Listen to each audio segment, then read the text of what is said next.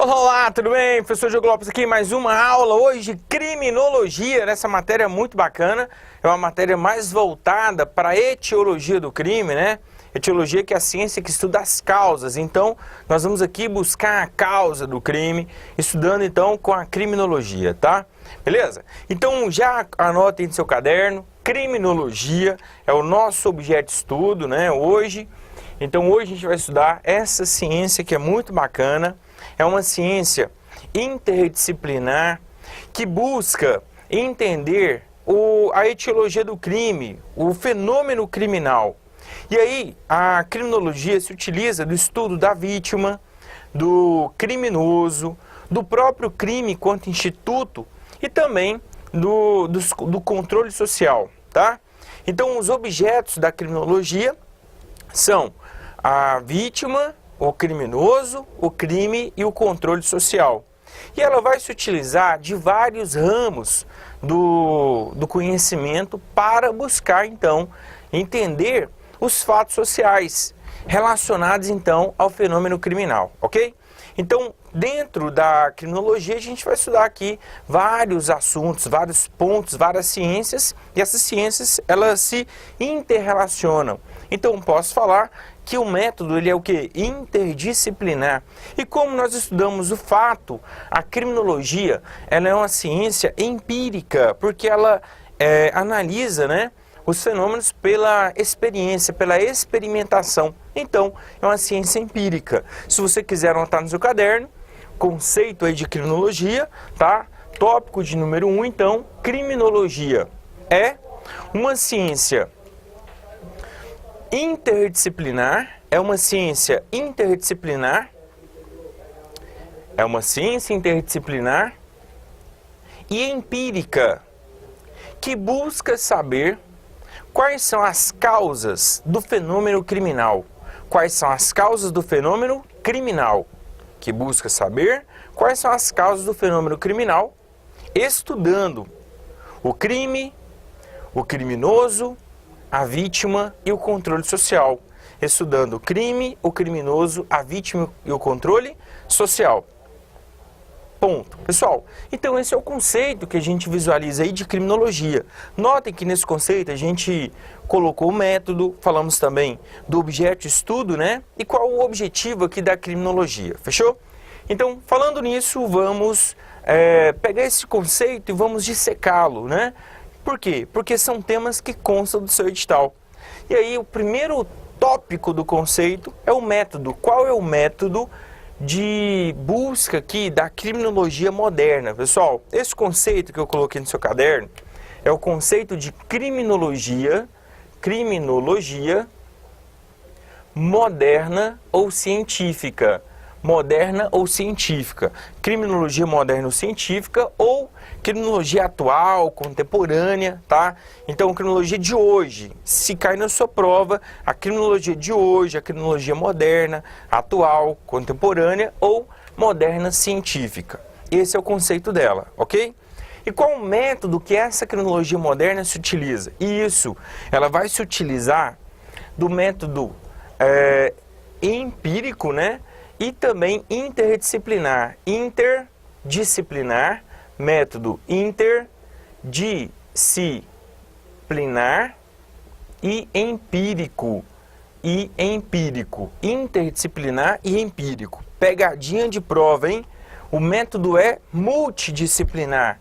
Multidisciplinar não, porque pessoal, são várias ciências, nós vamos nos utilizar aqui dentro da criminologia, da sociologia, da medicina, da biologia, da psicologia, tá? Dentre outros ramos, o direito, enfim. Então a gente vai utilizar de vários ramos do conhecimento, tá? Várias ciências. Mas essas ciências, elas não são autônomas e independentes, elas se interrelacionam. Então, eu posso falar que o método não é multidisciplinar, e sim interdisciplinar. E ele também é o quê? Empírico. E o que significa dizer que o método é empírico?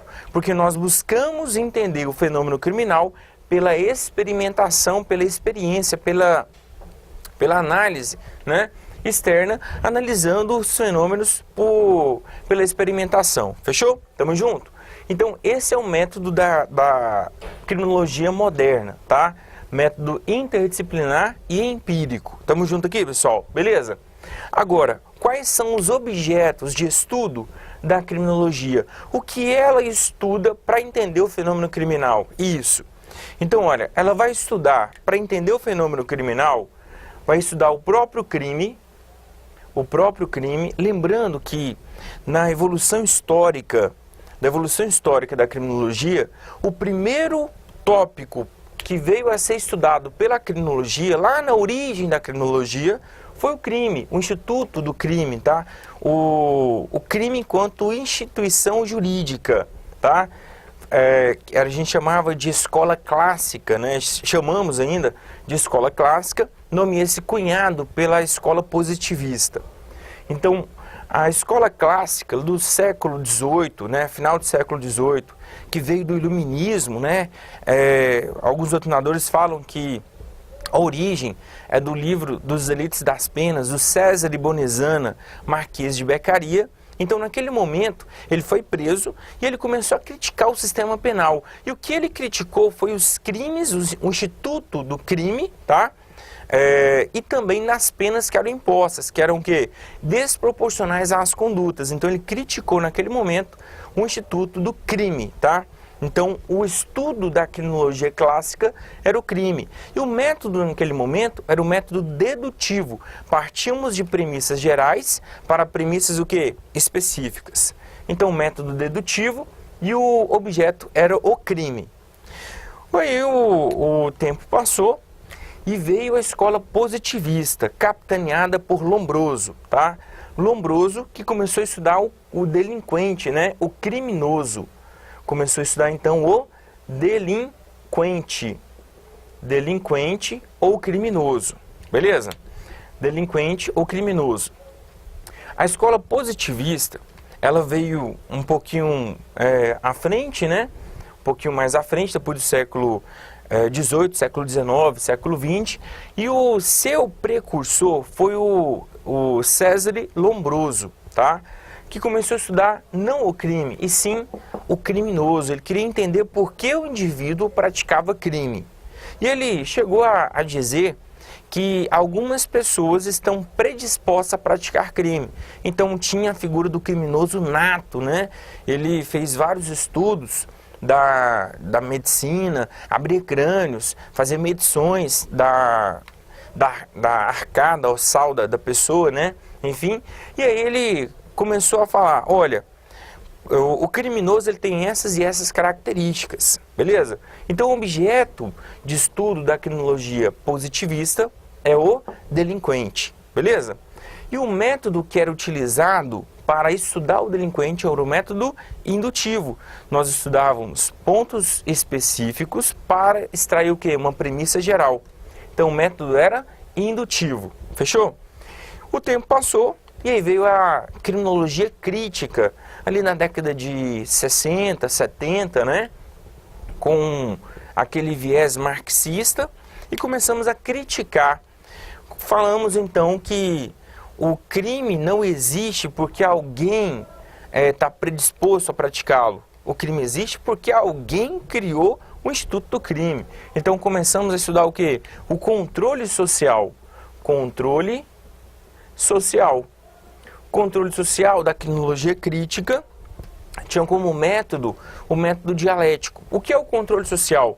São as instituições de controle da sociedade. O poder legislativo, que faz as leis, o poder judiciário, quem julga, né, as condutas tidas como criminosas, o sistema penitenciário, que vai cuidar do condenado agora, né, até ele finalizar a sua pena. Então, essas instâncias de controle, tá, fazem parte do objeto de estudo da criminologia também, beleza? E a criminologia crítica, ela começou a estudar o controle social. E o método era o quê? O dialético, método dialético. Então, a gente extraía uma premissa, criticávamos aquela premissa com uma nova tese, e aí vinha uma antítese, e extraímos uma síntese, beleza? Então, o método aqui era um método dialético. E por fim, veio a ciência moderna, que é a atual, e começou a estudar, além dos 3 anteriores, a vítima.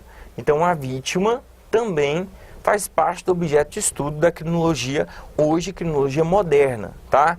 Então a criminologia moderna, ela não estuda somente a vítima, ela estuda a vítima, o controle social, o delinquente e o crime, tá?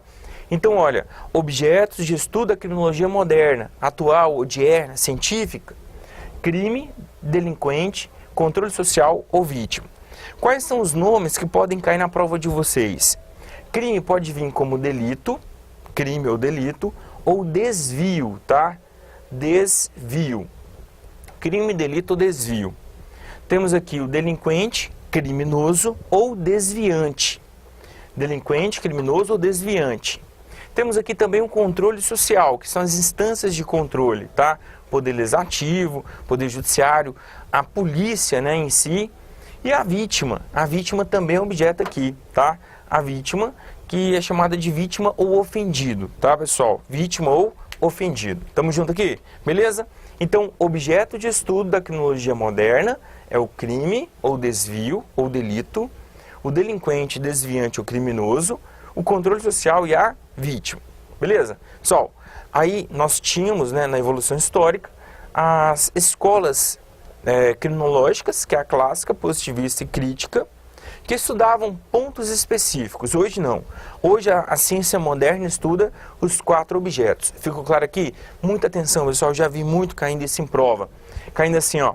A ciência moderna, a criminologia moderna, a criminologia atual estuda apenas o criminoso. Falso. Por quê, pessoal? A moderna tem 4 objetos de estudo. Ficou claro aqui? Beleza? Então, 4 objetos de estudo. Crime ou criminoso, ou crime ou desvio ou delito, delinquente, criminoso ou desviante, controle social e vítima. Tamo junto aqui? Vamos agora para o próximo tópico, aí, tópico de número 4, funções da criminologia. Quais são as funções da criminologia? Anota então no seu caderno aí, funções da criminologia. O que a criminologia quer? Isso, a criminologia quer estudar as causas do crime, as causas e concausas do crime. Por que o crime acontece? Para que ela dê uma resposta à sociedade, né? E aí a política criminal vai se utilizar desses estudos da criminologia e utilizar a melhor maneira para evitar e prevenir o crime, tá, pessoal? Pelo direito penal, beleza? Então, olha, nesse ponto a gente vai distinguir criminologia e política criminal, beleza? Porque a criminologia,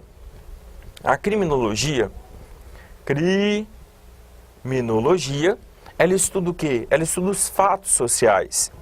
A criminologia, ela vai estudar os fatos sociais, os acontecimentos, né? Estudando então o crime, o desvio, né? O delinquente, o criminoso, o controle social e a vítima. E aí, desses estudos da criminologia, buscando então as causas do crime, a gente vai utilizar esses estudos e a política criminal, ela vai utilizar desses estudos da criminologia, tá? E aí ela vai se utilizar então do que há de melhor. Então a gente vai buscar aqui o valor, tá? Então, qual é o melhor caminho para evitar a prática do crime? Para prevenir o crime ou para reprimir o crime de forma mais eficaz? E aí a política criminal vai utilizar desses estudos e vai adotar aqui medidas para implementar no direito penal.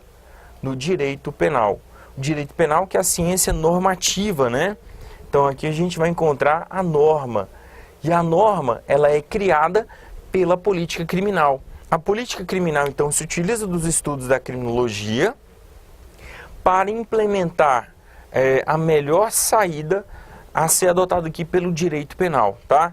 O direito penal, então, é uma ciência normativa que traz normas para ser aplicadas na realidade com o objetivo de prevenir a prática dos delitos, tá? E proteger bens jurídicos. Para isso que serve o direito penal.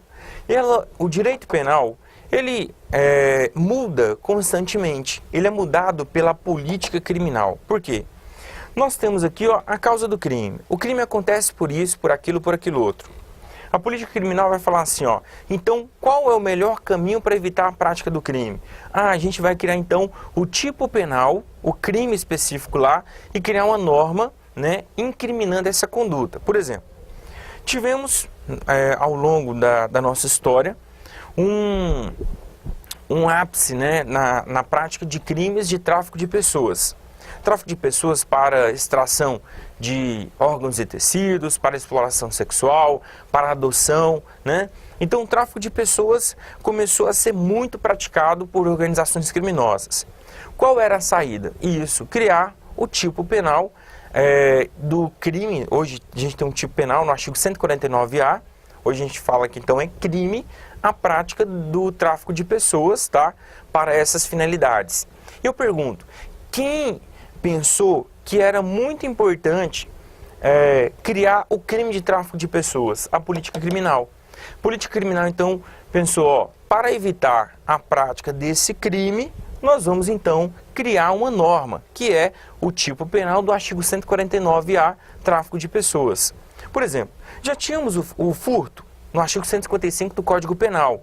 Aqui, ó, no direito penal, já tínhamos o furto. Ocorre que, atualmente, tem uma prática de furto que vem sendo muito implementada pelos criminosos, por organizações criminosas modernas, tá? Que é o chamado novo cangaço. O novo cangaço, ele está sendo muito praticado no Brasil afora. O que então a política criminal fez? Utilizou desses estudos da criminologia, que estava estudando por que o novo cangaço estava praticando esse tipo de crime, e adotou agora uma política de incriminação de forma mais severa para o novo cangaço. Então, no ano de 2018, tivemos uma inserção no artigo 155 de uma qualificadora. A pena hoje do furto, se for praticado mediante explosivo, não é apenas de 1 a 4, de 2 a 8, ela é de 4 a 10 anos. A mesma pena do roubo simples. E se o furto for de explosivos, nesse caso também será qualificado de 4 a 10 anos e multa, né? Então, essa foi a saída que a política criminal se utilizou para impedir a prática do crime praticado pelo novo cangaço. Mas não foi só isso. Ela utilizou de outros estudos, porque a lei que instituiu essa qualificadora no Código Penal, ela também impôs uma regra para os bancos, na tentativa de destruição dos caixas eletrônicos. Os bancos agora têm que criar um mecanismo em seu caixa eletrônico para destruir e invalidar essas notas que forem o quê? Furtadas. Com isso, a gente previne a prática do delito, tá? Então, quem vai utilizar desses estudos da criminologia é a política criminal. Ficou claro aqui, pessoal? Então, olha, a criminologia estuda os fatos, os acontecimentos. A política criminal utiliza desse estudo para adotar o melhor caminho para impedir a prática do delito. Um desses caminhos é o quê? Implementar normas para impedir a prática dos delitos, por meio do direito penal. O direito penal, então, é uma ciência dogmática, né? É uma ciência que vem para simplesmente estabelecer os tipos penais e as penas a esses tipos penais. Se alguém praticar, está sujeito, então, a essa pena ou culminar daquela conduta. Tamo junto aqui, pessoal? Beleza? Então, anota aí no seu caderno. A criminologia tem como objetivo estudar a causa ou as causas do fenômeno criminal. A causa ou as causas do fenômeno criminal. A causa ou as causas do fenômeno criminal. E os seus estudos serão utilizados pela política criminal. E os seus estudos serão utilizados pela política criminal. Serão utilizados pela política criminal com o objetivo de prevenir e reprimir a prática delitiva. Com o objetivo de prevenir e reprimir a prática delitiva. Com o objetivo de prevenir e reprimir a prática delitiva, ok? Ponto. Anota aí. Já a política criminal é um conjunto de ações, nos mais diversos ramos do Estado, nos mais diversos ramos do Estado. É um conjunto de ações nos mais diversos ramos do Estado, com o objetivo de criar mecanismos para prevenir e reprimir a prática do delito. Com o objetivo de criar mecanismos para prevenir e reprimir a prática do delito. A prática do delito. Por exemplo, pessoal, uma política criminal. Colocar iluminação em toda cidade, em todo município, de forma eficaz. É uma política criminal. Por quê, pessoal? Com essa política a gente está prevenindo crimes que podem ocorrer no escuro, né? Evitando ali a prática delitiva, porque se tiver tudo escuro fica mais fácil para o criminoso praticar o delito, tá? É uma das saídas da política criminal. Agora, a saída que a gente mais estuda é a criação de normas, ou a abolição de normas que existem no direito penal. Também, quando o direito penal entra em cena ou sai de cena, ele entra e sai por meio da política criminal. Então é a política criminal que vai se utilizar do princípio da intervenção mínima, né? Por quê? O direito penal ele é a última ratio e ele só entra em cena quando houver necessidade. E quem vai analisar se há necessidade de intervenção de direito penal? A política criminal. Ficou claro aqui, pessoal? Beleza? Que vai ser utilizada pela administração pública, pelos legisladores, tá? Pela polícia, pelos juízes, enfim. Beleza? Bem, e o direito penal? Isso, anota aí no seu caderno. O direito penal é uma ciência dogmática,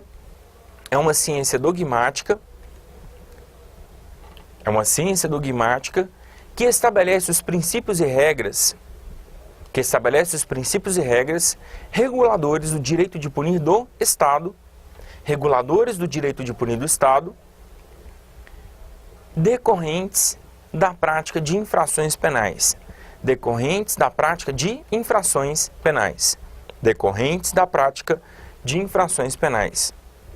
Beleza aqui, pessoal? Fechou? Bem, então o objetivo, a função da criminologia é estudar o quê? A causa do crime, a etiologia do crime. Ficou claro aqui, pessoal? Beleza? Então a gente vai estudar os fatos para que a política criminal se utilize desses estudos, criando mecanismos para prevenir a prática do delito. E um desses mecanismos é implementando normas por meio do direito penal e outros ramos do direito. Beleza? Fechou? Tópico 5 aí no seu caderno, um dos temas mais importantes, modelos teóricos da criminologia. Então já anote aí no seu caderno, modelos teóricos da criminologia.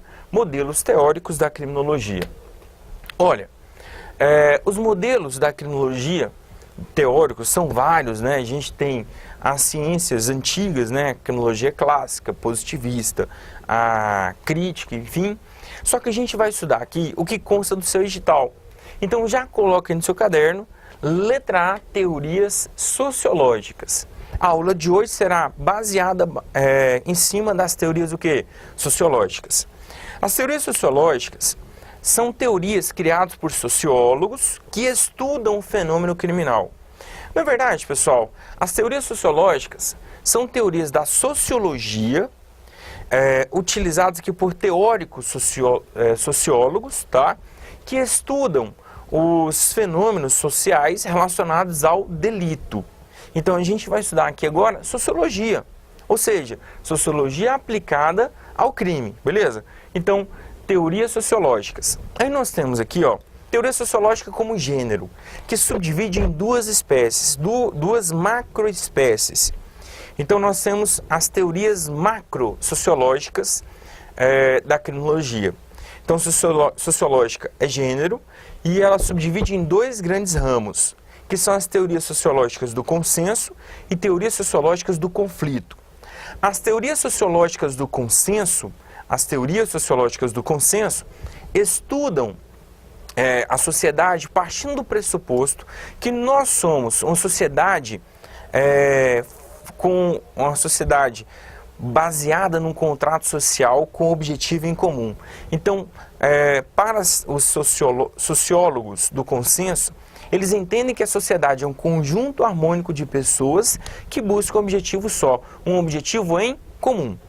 Agora, as teorias sociológicas do conflito partem do pressuposto de que a sociedade é composta por membros que conflitam interesses com outros membros, tá? Então tem uma classe dominante que tem interesses divergentes de uma classe que dominada.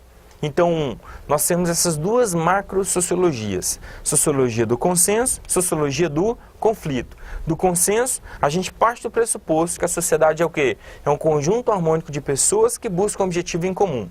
Já as teorias sociológicas do conflito, a gente parte do pressuposto que a sociedade é composta por castas, né, estamentos, e que parcelas da sociedade buscam um objetivo diverso de outra parcela da sociedade. Então teríamos a classe dominante e a classe dominada, e ambas buscam objetivos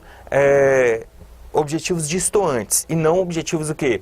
Harmônicos. Beleza aqui, pessoal? Então vamos começar aqui agora para as teorias sociológicas do consenso. Teorias sociológicas do consenso. Pessoal, nós temos aqui uma dica mnemônica para você lembrar das teorias sociológicas do consenso. Qual?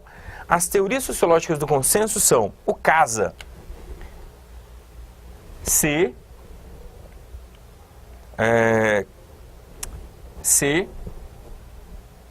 A S subcultura delinquente, né? E A. Então vamos lá. C A K S A ZA. Casa. Então nós temos aqui, ó, a escola de Chicago, começa com C. Temos a teoria da associação diferencial, temos a teoria da subcultura delinquente, começa com S, e a teoria da anomia, começa com A, é o CASA. E temos também as teorias sociológicas do conflito, que as teorias sociológicas do conflito são a teoria do labeling approach, também chamada teoria da rotulação, teoria do etiquetamento, tá? Teoria da rotulação, né, do etiquetamento, ou teoria do labeling approach, beleza? Para essa teoria do labeling approach, nós teríamos aqui uma sigla, né? Tem várias palavras que você pode utilizar. Temos o etiquetamento, que é E. E a teoria crítica ou radical, ou nova criminologia, tá? Teoria crítica, radical ou nova criminologia. E aí nós teremos então aqui o E, e você poderia utilizar aqui, ó, o C. É C, ou então é N, né? Em. Bem, então fica aí a critério de você, mas aqui a gente tem um CASA, né? Que é uma dica mnemônica para você se utilizar para lembrar então das teorias do consenso. São 4 teorias do consenso. Se já quiser anotar no seu caderno aí antes de estudarmos: Escola de Chicago, teoria da associação diferencial, teoria da anomia e teoria da subcultura delinquente. São 4 teorias sociológicas do consenso. Em prova, já vi caindo muito, meu querido. Pode ser o tema da sua questão, tá? Perguntar simplesmente, marque a alternativa que apresenta uma escola sociológica do consenso. Simples, simples, simples. Nem vai perguntar para você o que cada uma diz, beleza? Pode ser que ele pergunte, marque a alternativa que apresenta uma escola sociológica do conflito, que são apenas 2, né? Que é a teoria do labeling approach e teoria crítica radical ou nova criminologia. Já vi caindo também aqui, ó, que a teoria crítica ou radical é uma teoria marxista, tá? Teoria marxista, em que pese alguns doutrinadores falarem que todas as escolas do conflito também são marxistas, beleza? Então, recapitulando o que a gente falou aqui agora, só uma questão conceitual mesmo, tá? Escolas sociológicas se subdividem em consenso e conflito. Consenso, temos 4 escolas: Escola de Chicago, teoria da associação diferencial, teoria da anomia e teoria da subcultura delinquente. As 4 são escolas do consenso. E temos aqui também 2 teorias do conflito: teoria da labeling approach ou teoria crítica radical ou nova criminologia, tá? Crítica radical ou nova criminologia. Tamo junto aqui, pessoal? Fez seu quadrinho, seu mapa mental? Escola sociológica, subdivide em escola sociológica do consenso, 4 teorias. Escola sociológica do conflito, 2 teorias. Quais são as 4 do consenso? Escola de Chicago, associação diferencial, subcultura delinquente e teoria da anomia. Quais são as 2 do conflito? Labeling approach, etiquetamento, interacionismo simbólico, tá? Não coloquei ali ainda, a gente vai colocar, tá? Interacionismo simbólico e rotulação. E temos também a segunda, né, que é a escola crítica radical nova criminologia, que eu já vi caindo em prova também, teoria marxista, teoria criminológica marxista. Eu estou falando então da teoria crítica. Ficou claro aqui, pessoal? Beleza? Então vamos agora iniciar as escolas do consenso. Anota então no seu caderno aí, tópico de número 1, teorias sociológicas do consenso. Teorias sociológicas do consenso. Teorias sociológicas do consenso. E a primeira teoria sociológica do consenso, do início do século XX, né? Do início do século XX, nos Estados Unidos, em Chicago, começamos a estudar o fenômeno criminal. E aí, como foi em Chicago, a gente chamou a escola de Chicago. Início do século XX, 1920, 1930, tá? 2 teóricos capitanearam esse estudo, né, que passamos a chamar de Escola de Chicago. Quais são os 2 teóricos? O Robert Park e o Ernest Burgess. Robert Park e Ernest Burgess. Os 2, então, começaram a estudar por que o crime acontecia em Chicago. Chicago, no início do século XX, foi uma das consequências da Revolução Industrial, né? Revolução Industrial que começou na França, na Inglaterra, né? No início do século XIX, mas perpetrou ao longo do século XIX e início do século XX. E nos Estados Unidos, em Chicago, que a gente veio visualizar esse fenômeno, né, que se originou em Chicago, que foi a industrialização. A industrialização em Chicago se deu, né, de uma forma bem específica, semelhante a Nova York, no início do século XIX, século XX,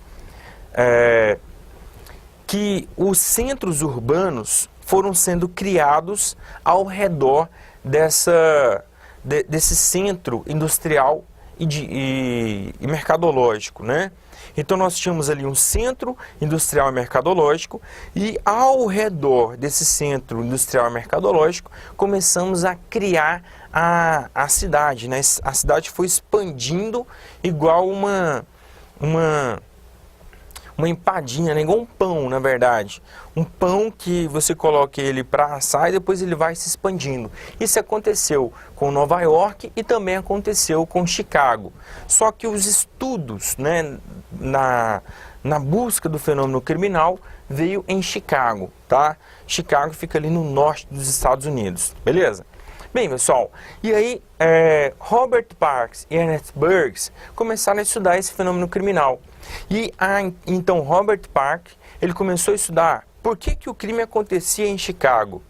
E aí ele viu que uma das causas da criminalidade lá em Chicago se dava pela desorganização social, desorganização urbana, né?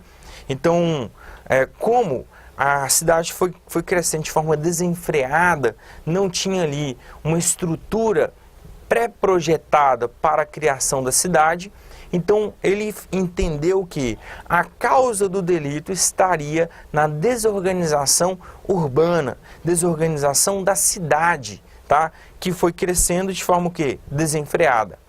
Então, os estudos de Robert Park foram utilizados, até hoje a gente utiliza, no projeto arquitetônico das cidades, que são voltados para impedir o fenômeno criminal. Por exemplo, dependendo da localidade, se você colocar um toldo, aquelas entradas nas casas, no portãozinho, um pouquinho mais para dentro, ali seria um ponto vulnerável na prática de um delito. Por quê? As pessoas que estariam passando na rua, com um becozinho dentro da sua casa, não presenciariam o delito, tá? Então seria ali um ponto que poderia ser utilizado na prática do delito. Mas não foi só isso, né? Por quê? Ele entendeu que naquelas partes da cidade que eram bem estruturadas, com casas arejadas, com casas bonitas e tal, aquele negócio todo, o crime acontecia em menor grau. Agora, onde a cidade foi desenvolvida no formato de guetos, bem desorganizada, o crime ocorria com maior grau. Então, ele entendeu que não era um determinismo, mas isso influenciava demasiadamente na prática do delito, a desorganização da cidade, beleza? Então, a Escola de Chicago deu origem a duas teorias. A primeira delas, anota aí no seu caderno, é a teoria da Escola de Chicago, a teoria ecológica criminal, Escola de Chicago, teoria ecológica criminal, ou teoria da desorganização social. Olha, teoria ecológica criminal ou teoria da ecologia criminal ou desorganização social. Ouviu falar de desorganização social como causa do delito, Escola de Chicago, tá? Desorganização social ou teoria ecológica do delito, teoria da ecologia criminal, também Escola de Chicago. Essa teoria foi capitaneada aqui por Robert Parks, tá? Robert Parks, que entendeu que a causa do delito estaria principalmente na desorganização da cidade, desorganização estrutural da infraestrutura da cidade, e que o crime estaria mais próximo de onde a cidade fosse o quê? Desorganizada. Então, olha, pelo amor de Deus, pessoal, vai cair esse negócio na sua prova. Crime praticado pela desorganização social, ou seja, pela má infraestrutura da cidade. Escola de Chicago. Estamos juntos aqui? Beleza? Qual é o teórico? Robert Parks. Anota então no seu caderno aí, teoria ecológica do delito, ou teoria da ecologia criminal, ou desorganização social. Teoria ecológica do delito, teoria da ecologia criminal, ou desorganização social. Teórico, Robert Parks. O que ele disse? Muito bem, anota aí no seu caderno. A causa do delito está diretamente vinculada, a causa do delito está diretamente vinculada à desestrutura da cidade. A desestrutura da cidade. Ou seja, está diretamente relacionada à desorganização social. Está diretamente relacionada à desorganização social. Beleza aqui, pessoal? Então, naquelas camadas da sociedade que há uma desorganização da própria infraestrutura da cidade, eu vou falar que naquele lugar ocorrem mais crimes. E esse, então, seria, não de forma determinista, mas seria uma das causas do delito. Beleza aqui, pessoal? Fechou? Aí nós temos aqui uma segunda teoria da Escola de Chicago, que é a teoria dos círculos concêntricos. Teoria dos círculos concêntricos. Essa teoria da Escola de Chicago foi capitaneada por Ernest Burns. Ernest Burns, ele falou que também é uma decorrência aqui da desorganização social, tá? Mas ele fez um mapa da cidade e fez aqui uma pesquisa de onde na cidade o crime mais ocorria. Ele presenciou aqui alguns pontos em que o crime mais ocorria. Nós temos aqui, ó, nessa teoria dos círculos concêntricos, o loop. O loop é o centro da cidade. O loop, então, é o centro industrial e comercial da cidade. O centro industrial e comercial da cidade. Aqui, ó, entre o loop e essa segunda esfera aqui, esse segundo círculo, nós temos uma linha de transição. Essa linha de transição aqui é onde funcionavam os guetos, tá? E nos guetos, como a estrutura da cidade era bem desorganizada, nesses locais o crime ocorria com mais densidade, tá? Então nós tínhamos uma prática delitiva com maior número nos guetos, ou seja, mais próximo aqui do loop. E aí nós tínhamos aqui, ó, além do gueto, nós tínhamos onde a classe mais pobre morava. a classe mais pobre, os imigrantes, como eles não tinham condições financeiras, eles vinham morar aqui, ó, nessa parte da cidade que era um pouquinho mais barata, né? Quem assistiu Todo Mundo Odeia o Chris, é lógico que ele não morava lá, né, nesse gueto aqui, ele morava em Nova York, não é? Mas lá onde o Chris morava, ele morava no subúrbio, mais voltado para pessoas mais pobres, em apartamentos e tal, muito mais barato. E aí, onde o Chris morava ficava bem aqui, ó, próximo do loop, tá? Então, num viés de transição entre o gueto e o loop, ok? Bem, nós tínhamos aqui um pouquinho mais afastado do centro, onde a classe média morava, e numa parte bem mais afastada do centro, onde a classe alta morava, nos condomínios fechados, enfim, uma cidade bem mais estruturada, com casas grandes, enfim. Então, pessoal, o Ernest Burns, ele entendeu que o crime ele ocorria com mais densidade nos guetos e no círculo onde a classe pobre morava. E com menor densidade, onde a classe média e a classe alta morava, ok? Então ele fez esse estudo e ele entendeu que nesses dois primeiros círculos é onde o crime mais ocorria, nos guetos e onde a classe pobre e os imigrantes moravam, tá? Os imigrantes não só de fora dos Estados Unidos, mas também imigrantes de outros estados dos Estados Unidos, lá do sul, né? Os negros que vieram do sul, porque no sul a discriminação racial foi muito mais aprofundada do que no norte. E como Chicago ficava no norte dos Estados Unidos, a discriminação social ocorria com menor grau lá, tá? Mas ainda tinha discriminação social também, beleza? Por isso que tinha esse êxodo do sul para o norte. E esses imigrantes moravam aqui próximo dos guetos ou nos próprios guetos mesmo, ok? Bem, pessoal, então essa é a teoria dos círculos concêntricos do Ernest Burns. Não sei se você percebeu, uma acaba auxiliando a outra para estudar o fenômeno criminal. A gente então pode falar que tudo aqui está relacionado ao quê? A desorganização social, beleza? Teorizado então por Robert Parks e Ernest Burns, beleza? Próxima teoria aqui do consenso é a teoria da associação diferencial. Essa teoria da associação diferencial foi sistematizada por Edwin Sutherland. Edwin Sutherland, ele analisou esse estudo da escola de Chicago e falou assim, não, o crime ele não é relacionado à estrutura da cidade. O crime é um fenômeno que a pessoa aprende. Então ele aprende por meio de técnicas, então o crime está relacionado ao aprendizado. E aí o Edwin Sutherland, ele começou a estudar por que o crime era praticado não somente pelas pessoas que moravam aqui, ó, nos guetos ou um pouquinho à frente do gueto. Ele começou a estudar por que o crime era praticado pela classe alta. Por que a classe alta ou a classe média praticavam o fenômeno delitivo?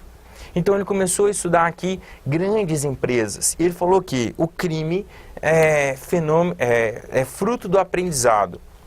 Então ele fala assim, ó, quando uma família da classe média alta ou da classe alta senta para jantar, todo mundo junto, e o pai, ele regozija, é isso mesmo, né? Ele, né, fica feliz por ter sonegado impostos. E ao sonegar impostos, o quanto ele lucrou, isso é introjetado pelos seus filhos e pelas pessoas que estão ali na mesa, que passa a entender que o crime é algo normal e que tem que ser praticado naqueles moldes. Então as pessoas passam a praticar o delito porque elas aprendem a praticar o delito, tá? Então essa foi a teoria do Edwin Sutherland, a teoria da associação diferencial, tópico 1.2 no seu caderno, teoria da associação diferencial, teoria da associação diferencial, teoria então da associação diferencial, de Edwin Sutherland. E ele começou a estudar por que essas pessoas da classe alta, classe média alta ou classe média, estavam praticando delitos. Então ele começou a estudar os crimes do colarinho branco. Então os crimes do colarinho branco, crimes do colarinho branco, foi objeto de estudo então de Edwin Sutherland, tá? E aí, esses crimes eram praticados por pessoas da classe alta, tá? Empresários, industriais. E ele falou assim, ó, essas pessoas praticam crime porque elas aprendem a praticar o crime. Então o crime agora é praticado no exercício da profissão, o indivíduo aprendia a prática do fenômeno delitivo, beleza? Que são os white collar crimes. White collar crimes ou crimes do colarinho branco. Essa expressão foi cunhada por Edwin Sutherland, que diferenciava crimes do colarinho azul para crimes do colarinho branco. Quem usava colarinho azul eram os trabalhadores lá no início do século XIX, do século XX, né, final do século XX, início do século XX, final do século XIX, nos Estados Unidos, né, nas indústrias. Então, quem usava os jalecos azuis era a parte pobre da cidade. E quem andava de terno, com camisa, né, branca e gravata, eram os magnatas, as pessoas que pertenciam à classe alta. Então ele falou assim, ó, o crime que era praticado pela classe pobre era chamado crimes do colarinho azul. E os crimes praticados pelas pessoas ricas, crimes do colarinho branco, tá? Então ele começou a estudar esse fenômeno criminal praticado pelas pessoas ricas. Então o objeto de estudo dele foi os crimes do colarinho branco. E ele falou que o crime não é fruto da desorganização social, e sim é um fenômeno aprendido pela sociedade, tá? É um fenômeno aprendido pela sociedade, então é algo a ser aprendido e reproduzido pela sociedade. Estamos juntos aqui? Anota então no seu caderno, Teoria da Associação Diferencial, de Edwin Sutherland. Para este autor, o crime é um fenômeno que é aprendido, e reproduzido pelo criminoso. É um fenômeno que é aprendido e reproduzido pelo criminoso. Estamos juntos aqui? Próxima teoria, teoria da anomia. Teoria da anomia que foi teorizada, né, por Emily Durkheim e por Robert Merton. Na verdade, o primeiro teórico que começou a explicar o crime aqui dentro da teoria da anomia foi Emily Durkheim, tá? E ele falou assim, ó, o fenômeno criminal é algo normal numa sociedade. É algo normal. O crime é normal em uma sociedade. O crime é normal em uma sociedade. E ele falou que o crime ocorria em razão da anomia.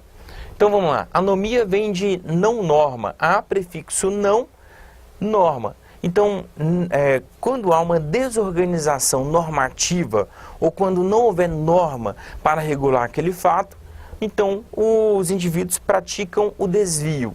E esse desvio, então, ele é encarado como crime numa sociedade, tá?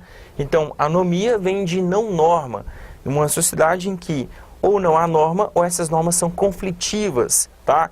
De tal forma que as pessoas passam a não respeitar as normas da sociedade, tá? Teoria da anomia de Emily Durkheim, tá? O crime é um fenômeno normal em uma sociedade, beleza? Decorrente, então, da não norma. Olha aqui um exemplo interessante, seria no caso, por exemplo, do jogo do bicho. Em algumas partes do Brasil, né, o jogo do bicho ele era praticado por grande parte da sociedade. Era contravenção penal, é contravenção penal ainda, tá? É algo proibido, não era admitido, só que a sociedade descumpria aquela norma, por quê? Porque havia uma interpretação diversa, diferenciada no meio social. Então, teoria da anomia, não norma. Estamos juntos aqui, pessoal? Fechou?